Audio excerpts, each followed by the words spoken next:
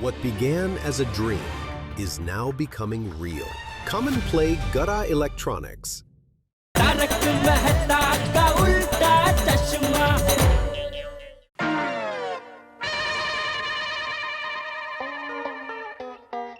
अरे दया चाय ला। अरे अटक क्यों गई? गा गा, मजा आ रहा है। अरे क्या मजा आ रहा है टप्पू के पापा। देखिए अभी मैंने 2 गरबे गाए, उसमें क्या समानता है? दोनों गरबे है। हाँ? हाँ। दोनों गुजराती में है। दोनों तूने गाए, दोनों मैंने सुने। ओफो! अरे भाई तो अभी तू ही बता क्या समानता है?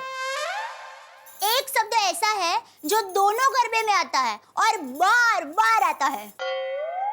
टप्पू के पापा रंग। हाँ रंग। अरे क्या टप्पू के पापा रंग?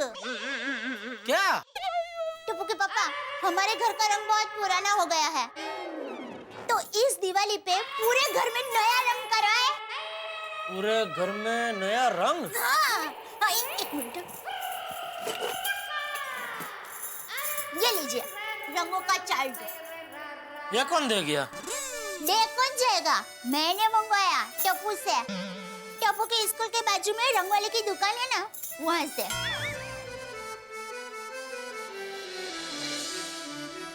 क्या है टप्पू के पापा, घर में नया रंग करने से एकदम रौनक आ जाएगी, घर एकदम नया नया लगने लगेगा और रंग करवाने से घर की सफाई अपने आप हो जाएगी। इसीलिए तो दिवाली में सब लोग नया रंग करवाते हैं ना। देखिए टप्पू के पापा, मैंने सब सोच कर रखा है। इस कमरे में हम हल्का सुनहरा रंग करवाएंगे और बापूजी और टप्पू का कमरा है ना, उसमें हम आसमानी नीला रंग करवाएंगे और हमारा जो रूम है ना, उसमें हम ये ऐसा चाय का रंग करवाएंगे। चाय का रंग? हाँ आप आइए आइए आइए आइए। देखिए ये और ये तीनों दीवार है ना, उसमें हम चाय का रंग करवाएंगे और ये जो दीवार है उसमें हम फाफड़ा जलेबी की डिजाइन करवाएंगे। सुबह उठते ही जलेबी फाफड़ा के दर्शन, आपको तो और ने टेंशन पड़ जाएगा। आपके चारों तरफ चाय और जलेबी फाफड़ा 24 घंटे। वाह दया वाह, क्या सोचा है तूने, जबरदस्त विचार है। सुबह उठते ही सीधा जलेबी फाफड़ा के दर्शन बराबर है। वाह वाह जबरदस्त, मजा आ गया। नहीं टप्पू के पापा, थोड़ी थप्पा, हम हमारे कमरे में फाफड़ा जलेबी का चित्र नहीं रख सकते। क्यों? टप्पू के पापा अभी मुझे आपको जगाना पड़ता है। उठिए टप्पू के पापा, उठिए। और अगर ऐसे फाफड़ा जलेबी का डिजाइन बनाएंगे ना, तो मुझे आपको सुलाना पड़ेगा। सो जाइए टप्पू के पापा, ये सिर्फ जलेबी फाफड़ा का चित्र है। नहीं बराबर है, तेरी बात बराबर है। सामने पूरी दीवार पे जलेबी फाफड़ा का चित्र होगा तो मैं तो सो ही नहीं पाऊंगा भाई। तो क्या करें टप्पू के पापा, हमारे कमरे में कौन सा रंग करवाएं? मैं क्या कहता हूँ, हाँ। रंग के बारे में बाद में तय करें, क्योंकि क्या है अभी दिवाली नजदीक आ रही है। हाँ। और ऐसे में क्या है कि सब रंग वाले बहुत बिजी होते हैं। से आखिरी मौके पे कोई अच्छा रंग वाला कारीगर मिलना मुश्किल ही नहीं, नामुमकिन है।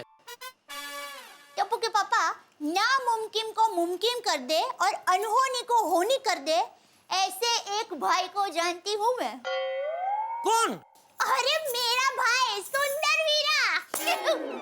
अरे उसको एक फोन करूंगी ना तो 10 कारीगर को लेकर यहाँ पर आ जाएगा।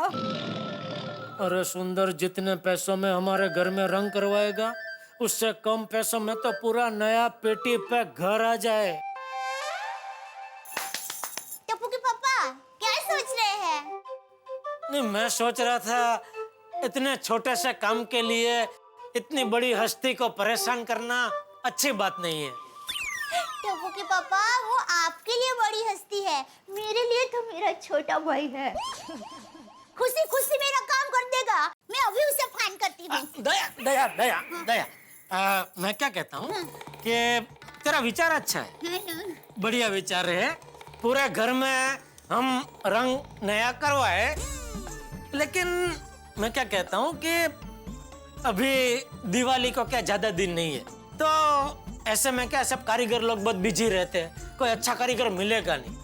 और अगर पूरे घर में रंग करवाना है तो उसमें क्या टाइम चाहिए, क्योंकि वो रंग वाले क्या एक एक दीवार को घिसेंगे या पुराना रंग निकालेंगे, फिर वो लापी भरेंगे, सब एकदम एक एक दीवार का वो लेवल देखेंगे, फिर वो रंग का पहले एक हाथ मारेंगे, फिर उसके ऊपर दूसरा हाथ चढ़ेगा, फिर तीसरा हाथ चढ़ेगा, फिर चौथा हाथ चढ़ेगा। तो उसमें क्या टाइम चाहिए ना, कम टाइम में क्या अच्छा काम नहीं होगा। इसलिए मैं क्या कहता हूँ कि अभी दिवाली जाने दे। नहीं, तेरा विचार बहुत बढ़िया है दया, पूरे घर में रंग करवाने का विचार बहुत बढ़िया है, लेकिन ये दिवाली जाने दे, उसके बाद क्या है सब कारीगर लोग फ्री हो जाएंगे। तो उसमें से हम एक बढ़िया सा कारीगर ऐसे चुनेंगे और उसको ये पूरा काम सौंप देंगे, हैं? और उसके सर पे खड़े रह के बढ़िया काम करवाएंगे। पूरे घर को एकदम चकाचक नया कर देंगे, हैं? बहुत बढ़िया विचार है तेरा घर में रंग करवाने का। अरे टप्पू के पापा, ऐसे तो कई विचार मेरे दिमाग में आते ही रहते हैं, पर मेरा क्या है कि मैं ज्यादा बोलती नहीं हूँ। नहीं, बराबर है, नहीं बोलना चाहिए, नहीं बोलना चाहिए। क्या है, सही समय पे सही विचार को अगर हम बाहर फेंके ना तो उसका सही असर पड़ता है, इसलिए ज्यादा बोलना ही नहीं चाहिए। चलो मैं चलूं? जय जिनेंद्र। जय जिनेंद्र। दया, अभी ज्यादा सोच मत, दिमाग को एकदम फ्री कर दे। ओ टप्पू के पापा, मैं ज्यादा सोचू नहीं, इसलिए आप कितना सोचते हैं। अरे पगली, तेरे बारे में मैं नहीं सोचूंगा तो और कौन सोचेगा, हैं? देख दिवाली आ रही है, दिमाग में सब सफाई कर दे, हैं? फ्री कर दे दिमाग को एकदम। हाँ चलो, ओके। जय जिनेंद्र। आप बोले ना एक बार, इधर बोल, जय जिनेंद्र। Jinendra, thank you. सोचना नहीं है। इसे बंद करो। माधवी, तुम जानती हो ना कि सोसाइटी के काम को लेकर मुझे कितना टेंशन है। अभी दिवाली नजदीक आ रही है, सबके पगार देने बोनस के साथ, डेकोरेशन का बजट बनाना है, लाइटिंग का देखना है, ऊपर से अचार पापड़ की डिलीवरी तो है ही, और ऐसे में तुम तेंदुली की सब्जी बनाने का बोलकर मेरा मूड खराब कर रही हो। मुझे समझ में नहीं आ रहा है कि तेंदुली की सब्जी का आपके सोसाइटी के कामों से क्या कनेक्शन है। कनेक्शन है। काय? कोई इंसान अगर इतने टेंशन में काम कर रहा है और अगर वो अपनी मनपसंद सब्जी खाने की जिद करे तो इसमें बुरा क्या है? कुछ बुरा नहीं है। माँ, इसीलिए तो परसों आपके पसंद की परवल की सब्जी बनाई थी मैंने। परसों ओके भाई, आप तो परसों ऐसा बोल रहे हो जैसे बरसों पहले बनाई थी परवल की सब्जी। हाँ, अभी परसों ही तो बनाई थी, डे बिफोर यस्टरडे, आठवला का। हाँ, तो डे बिफोर यस्टरडे मतलब भूतकाल हो गया माधवी, भूतकाल। और अभी वर्तमान की बात करो, और वर्तमान में सिर्फ तेंदुली की सब्जी ही बनेगी। वही तो मैं कह रही हूँ, तेंदुली की सब्जी ही बननी चाहिए। मुंह का टेस्ट बिगड़ गया। वर्तमान में सिर्फ परवर की सब्जी बनेगी। तेंदुली की सब्जी बनेगी। परवर की बनेगी। तेंदुली परवर। हाँ, ऐसा कहा है? ये क्या जिद है? हाँ, जिद है तो जिद है। अगर आपकी जिद है ना तो मेरी भी जिद है। आज तेंदुली की सब्जी ही बनेगी। सोनू और मुझे, हम दोनों को तेंदुली की सब्जी पसंद है तो तेंदुली की सब्जी बनेगी। Majority wins. मेजॉरिटी मतलब मैं माइनॉरिटी में आ गया? हाँ, तो हमारी पार्टी ज्वाइन कर लो। माधवी, बनाओ ना परवर की सब्जी प्लीज। सब्जी ले लो, सब्जी। क्या मस्त ताजी ताजी तेंदुली लेकर आई होगी। नहीं माधवी, नहीं परवर। माधवी प्लीज, माझा ऐक। अरे और सब्जी वाली भाई, इसे तेंदुली बिल्कुल मत। क्या बोलतोय मी जातो ना खाली।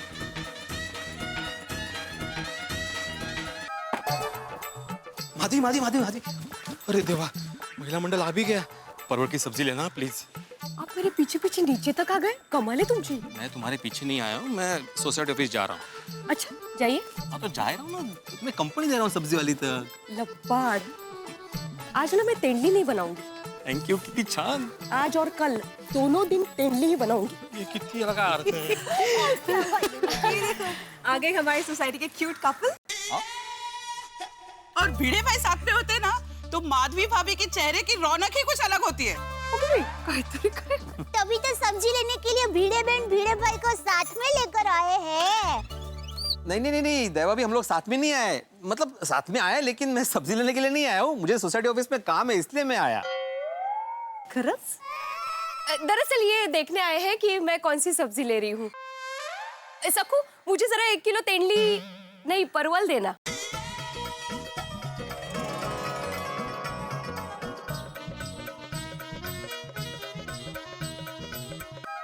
आंखों ही आंखों में इशारा हो गया। सब्जी लेते लेते जीने का सहारा हो गया। राम राम मंडली। भाभी ताई मतलब बहन ना? किसकी बहन है? अरे नहीं नहीं, ये किसी की बहन नहीं है, ये गंगू ताई है। गोकुलधाम सोसाइटी की साफ सफाई करती है और हमारे लिए ताई से भी बढ़कर है, नहीं? ताई आप इस वक्त? आप तो सुबह आती है ना?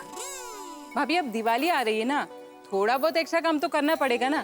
गार्डन की सफाई करनी है, छत की सफाई करनी है, बहुत काम करना है मेरे को। ओहो वाह गंगू ताई। कामसू है एक नंबर। और गंगूताई, अभी आपका काम और बढ़ने वाला है। दिवाली आने वाली है, लोग पटाखे जलाएंगे तो और कचरा होने वाला है। एक्चुअली फिकर नको भिड़े भाव, ताई आहे ना, आपको दिवाली में इधर उधर कहीं पे भी कोई कचरा नहीं दिखेगा। अगर दिखा तो 51 रुपए गंगू ताई की तरफ से। शर्त लगानी है क्या किसी को? बोलो, लगानी है क्या? अरे नहीं, आपसे शर्त लगाएंगे ना तो हम लोग ही हार जाएंगे। ठीक है, चलो आता टाइम नका खोटी करूँ, बहुत काम है मेरे को, गार्डन की सफाई भी करनी है। अच्छा गंगूताई, एक मिनट। इससे पहले कि आप अपना काम शुरू करें, जरा सोसाइटी ऑफिस में आना और अपना पगार और बोनस दोनों लेकर जाना। अभी तो दिवाली को बहुत टाइम है ना भिड़े भाव। गंगूताई, दिवाली के पहले बोनस दूंगा तभी तो आपको काम में आएगा पैसा। दिवाली के बाद दूंगा तो क्या फायदा? थैंक यू भिड़े भाव, चलिए। चला बोनस घ्या, चला मी आलो। ये तो जमना।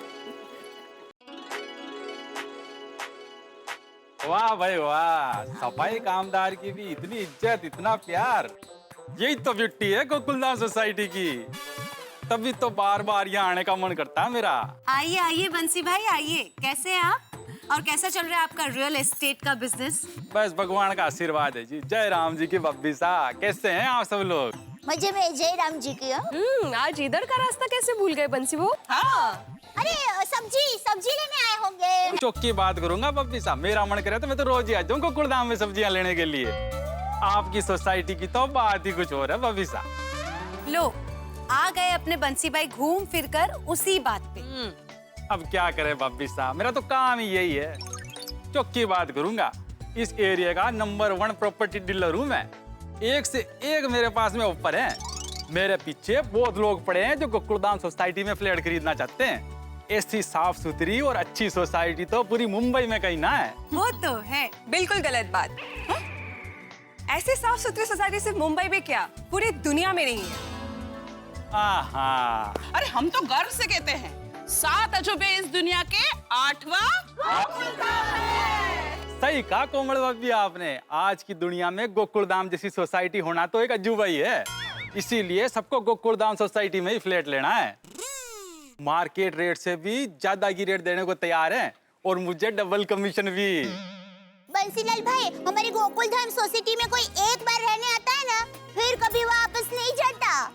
करेक्ट। क्योंकि सुख शांति और समृद्धि के साथ साथ यहाँ के लोगों में इतना प्यार है ना कि यहाँ फ्लैट बेचकर कहीं और जाके रहना तो वो सपने में भी नहीं सोच सकते हैं। करेक्ट। और वैसे भी बंसी भाई, हमारी सोसाइटी ना पूरे एक परिवार की तरह रहती है। यहाँ कोई इंसान एक दूसरे से बिछड़ना नहीं चाहता। पता है बब्बी सा, लेकिन चौक की बात कहूंगा, अरे कोई तो होगा जिसको बेचना होगा। अरे कोई तो जाता होगा सोसाइटी छोड़ के। अशक्य है बंसी बहू, अशक्य है, आप भूल जाइए। और हम तो यही प्रार्थना करते हैं कि यहाँ पर रहने वाला कोई भी सदस्य सोसाइटी को छोड़कर कभी नहीं जाए।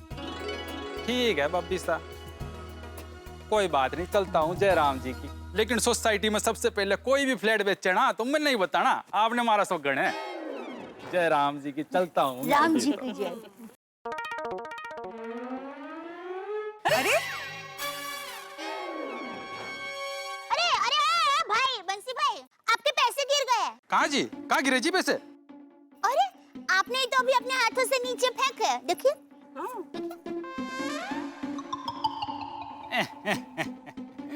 सॉरी बब्बी सा, गलती हो गई। आप चौकी बातें करते तो चौका काम भी कीजिए। कचरा ऐसे रास्ते पे नहीं फेंकते। करेक्ट। कचरा हमेशा डस्टबिन में डालिए। बंसी भाई, अगर हम ही हमारा देश साफ नहीं रखेंगे तो और कौन रखेगा? सॉरी जी भाभी जी, सॉरी जी, अगली बार से ध्यान रखूंगा। जय राम। जया भाभी, मस्त सबक सीखा आपने, वेरी गुड। अरे हमारी सोसाइटी में हमारे सामने कचरा फेंक के जाएंगे तो चुप थोड़ी रहेंगे। हाँ। पर एक बात है, हमारी सोसाइटी है बहुत फेमस। तो हाँ भाभी, और यहाँ की सब्जी वाली भी फेमस है। अच्छा, अब बातें बाद में करो, फटाफट सब्जी ले लो, मुझे आगे जाने में लेट हो जाएगा। ओ गो भाई हो। अरे लेट से याद आया, हम लोग भी तो दिवाली की शॉपिंग के लिए लेट है। देखो हर जगह सेल लग गई है और कल संडे भी है, तो कल चले शॉपिंग के लिए। नहीं बबीता जी, कल रविवार है, मुझे तो पूरे घर की साफ सफाई करनी है। अरे हाँ, ये बात भी सही है। हाँ, फिर अगले हफ्ते तो कितने सारे काम हो जाएंगे। दिवाली की खरीदारी करनी, मिठाई बनाना, रंगोली करना, और इन सब में तो फुर्सत ही नहीं मिलेगी। अगदी बरोबर है दया भाभी। भले पर रविवार ही क्यों? रविवार इसलिए क्योंकि टप्पू के पापा घर में होंगे ना। मैं टप्पू के पापा को घर के काम में मदद करने के लिए कहने वाली हूँ। क्या है, अकेले अकेले घर का सारा काम करते हैं ना तो बहुत वक्त चला जाता है। अरे वाह दया भाभी, वेरी गुड आइडिया। कल संडे है तो मैं तारक को भी काम पे लगा दूंगी। हाँ, अपनी पति के साथ घर की साफ सफाई करने का मजा ही कुछ और है। वैसे साथ मिलकर घर की साफ सफाई करने का आइडिया अच्छा है। आखिर घर का काम करना पति पत्नी दोनों की जिम्मेदारी है। करेक्ट। तो लेकिन ध्यान रहे, हमारे पतिदेव दिवाली की सफाई जैसी जिम्मेदारियों से भागने में अव्वल है। इसीलिए हम में से किसी के पति को भी हमारे सफाई अभियान के बारे में भनक नहीं लगनी चाहिए। ये अभियान खुफिया ही रहना चाहिए। अगर हमारे पतिदेव को पता चल जाएगा ना तो कोई ना कोई बहाना तो जरूर बनाएंगे। पर इस मामले में माधवी भाभी आप बहुत लकी है, क्योंकि सफाई के काम में साथ देने के लिए भिड़े भाई कभी ना नहीं कहते होंगे ना। हाँ, वैसे ये थोड़े उत्साही है। इनका बस चले ना तो मुझे सोफे पे बिठा के पूरे घर की साफ सफाई खुद ही कर दे। वाह भिड़े बहन, वाह नसीब वाले हैं आप। मैं आज तक समझ नहीं पाई कि दिवाली से पहले लोग घर क्यों साफ करते हैं। अरे बहन, दिवाली पर घर की साफ सफाई करने की तो बहुत बड़ी महिमा है। मेरी माँ मुझे हमेशा कहती है कि दिवाली पर लक्ष्मी माता अपने भक्तों को सुख और शांति के आशीर्वाद देने के लिए आते हैं, और इसलिए सभी भक्त अपने घर का कोना कोना साफ करके दीप जला के माता जी का स्वागत करते हैं। और कहते हैं कि दिवाली प्रकाश का पर्व है। इन दिनों में हमारे जीवन में नई रोशनी और नई ऊर्जा प्रवेश करती है। और इसीलिए हम घर का कोना कोना साफ करते हैं, ताकि हमारे जीवन का एक भी हिस्सा इस पवित्र प्रकाश से वंचित न रह जाए। और देखा जाए तो दिवाली बारिश के सीजन के बाद आती है, और बारिश के सीजन में नमी की वजह से घर में फंगस और कीड़े होते हैं, और इसलिए बारिश के बाद घर की साफ सफाई करना बहुत जरूरी होता है। Well said. हाँ भाभी, बिल्कुल सही कहा आप लोगों ने। दिवाली में तो घर साफ होना ही चाहिए। मैं भी अपने नौरे को बोलती हूँ कल घर सफाई में मेरा मदद करे। मैं अभी फोन लगाती हूँ उसको। अरे नहीं, उनको भी कल ही बताना। करेक्ट। हाँ, तो ये तय रहा, कल रविवार की सुबह हम सफाई अभियान का प्रारंभ करेंगे हमारे भोले भाले पतियों के साथ। दया भाभी ने घरों में होने वाले सफाई अभियान का बिगुल बजा दिया है, और गोकुल धाम की महिलाओं ने भी दिवाली पे अपने अपने पतियों से सफाई करवाने का खुफिया प्लान भी बना लिया है। अब सोचिए तो, आप कभी पतली गली में भी नहीं चले और आपको पतली लटकती हुई रस्सी पे चलना हो तो क्या हाल होगा? आप सर के बल गिरेंगे। यही होने वाला है गोकुल धाम के जेंट्स के साथ। वैसे एक बात तो है मित्रों कि सफाई की जिम्मेदारी सिर्फ महिलाओं की क्यों हो, पुरुषों की क्यों ना हो, ये हम दोनों के बराबर की जिम्मेदारी है। इसलिए सोचिए तो कि जब पुरुषों को ये सब करना पड़ेगा तो कितने हंगामे होंगे, कितने ठहाके लगेंगे आपके घरों के अंदर। मैं जानता हूँ आप हंसते हंसते बेहाल हो जाएंगे जब आप देखेंगे मेरे साथ तारक मेहता का उल्टा चश्मा।